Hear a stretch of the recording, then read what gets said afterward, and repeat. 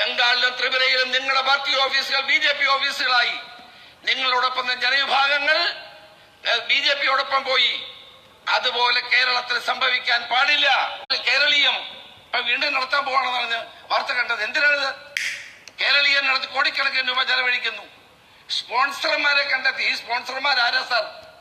Tax കൊടുത്ത് വെട്ടിക്കുന്ന ആളുകൾ, കള്ളക്കച്ചവടക്കാർ, quarry മുതലാളിമാർ. അവർക്ക് സൗജന്യം ചെയ്തു കൊടുത്ത് അവര് നിങ്ങളെ സ്പോൺസർ ചെയ്യാണ്.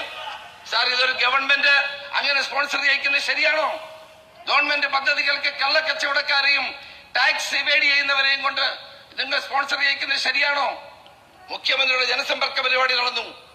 ഏതെങ്കിലും ഒരാൾക്കൊരു പ്രയോജനം ഉണ്ടായോ സാർ? കേരളത്തിൽ നിങ്ങൾ ലക്ഷക്കണക്കിന് അപേക്ഷ വാങ്ങിയില്ലേ? ആർക്ക് പ്രയോജനം ഉണ്ടായി?